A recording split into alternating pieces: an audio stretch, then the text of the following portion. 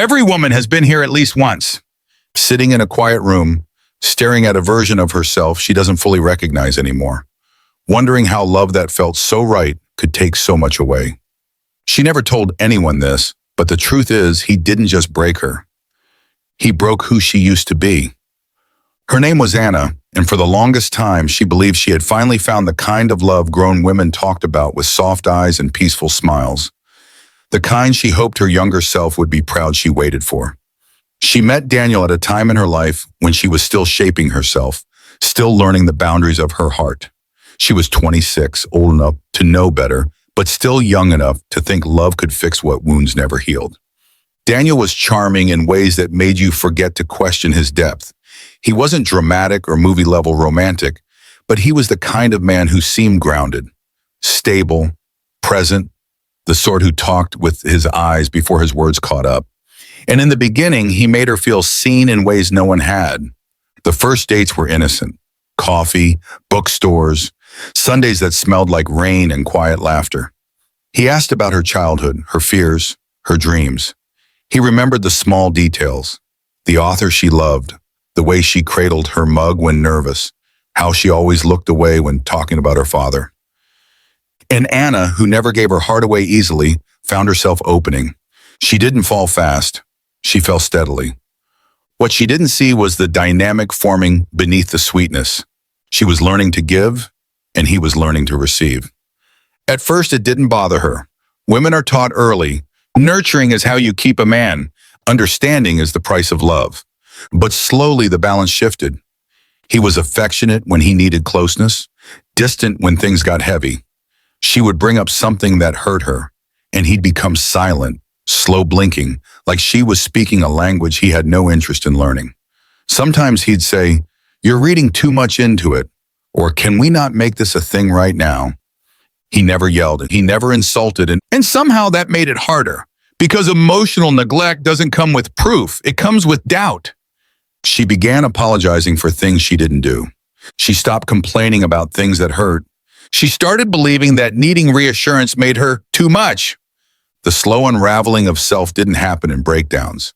It happened in quiet evenings when she sat across from him at dinner and felt invisible.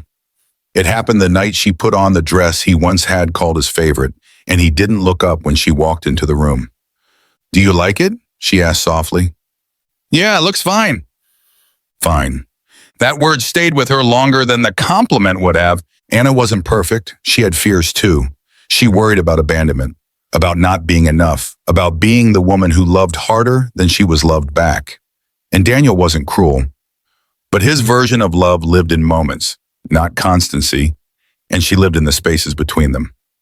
One evening, 2 years in, they had a conversation that changed the temperature of the relationship forever. They were sitting in his apartment, the window open, city noise like a distant reminder that other people were living louder lives. She had been quiet all evening. "What's going on?" he finally asked. She swallowed, afraid of the truth in her throat. "I don't know if you care about me the way I care about you," she whispered. Daniel breathed out slowly, rubbed the back of his neck, and answered with the kind of emotional minimalism that leaves wounds instead of clarity. "Why does everything have to be so intense with you?" Her heart sank. All she wanted was connection. All he heard was pressure. After that conversation, nothing was the same. Not because he changed, but because she finally saw the pattern. When she pulled away, he pulled closer. When she opened up, he shut down. It was psychological push and pull, attachment trauma mapped across two nervous systems that didn't know how to speak the same language. She tried to make improvements in herself, thinking it would fix them. She read books on communication. He skimmed the first 10 pages of one, then forgot where he put it. One night, sitting with a glass of wine, her best friend Natalie listened quietly as Anna tried to rationalize what was happening. "He's not a bad guy," Anna said. "He just doesn't know how to communicate." Natalie answered gently, "Sweetheart, if someone wants to understand you, they learn the language. They don't keep speaking their own and expect you to translate everything."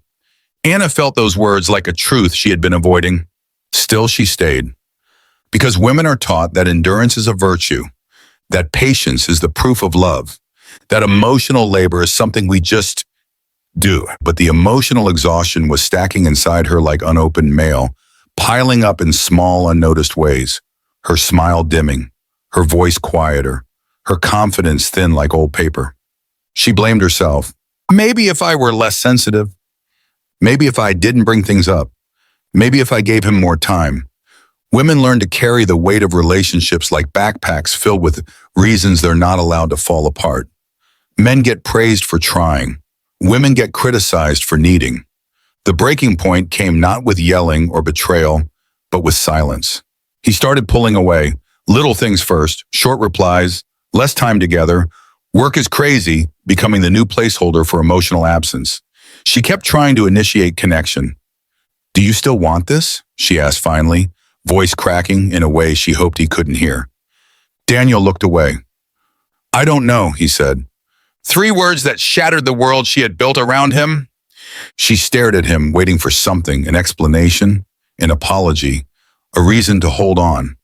But instead, he carried on with the night as though nothing had changed. As though he hadn't disconnected the wires that kept her heart beating in that room. She didn't cry then. She didn't beg. She didn't plead. She just stood up, got her coat, and whispered, okay. He looked confused. That's it? What else is there to say? She answered. He didn't stop her, and that, more than anything, told her the truth. She wasn't losing him. She had already lost him months ago.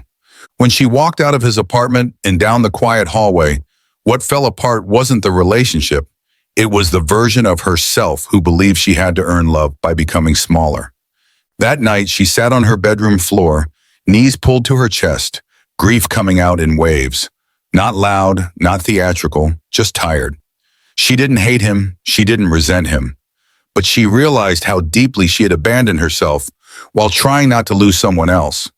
She thought of the girl she used to be, hopeful, expressive, open-hearted. She didn't recognize the woman staring back in the mirror. But this is where the story begins, not ends. Because sometimes the person who breaks you is the one who unintentionally gives you the reason to rebuild. Anna didn't know it yet, but the woman she was becoming needed this fracture. The days after the breakup felt unreal, like she had stepped into a version of her life where color was dimmed and sound was muffled. She functioned, she worked, she answered messages. She did what modern women do. We continue, even when we are ruined on the inside. The world doesn't slow down when a woman's heart breaks, but something inside her had changed. For the first time in years, Anna sat with herself without distraction. She didn't avoid the pain. She didn't numb it. She let the grief speak. Late at night, lying awake, she realized something. She had spent so long trying to be the kind of woman a man wouldn't leave that she forgot to be the kind of woman she wouldn't abandon. That realization hit deeper than heartbreak. She began asking herself questions she had avoided for years. Why did she feel responsible for other people's emotional inaccessibility? Why did she treat love like something she had to perform rather than receive? Why did silence hurt more than anger? Anna grew up in a household where love wasn't expressed through words but expectations.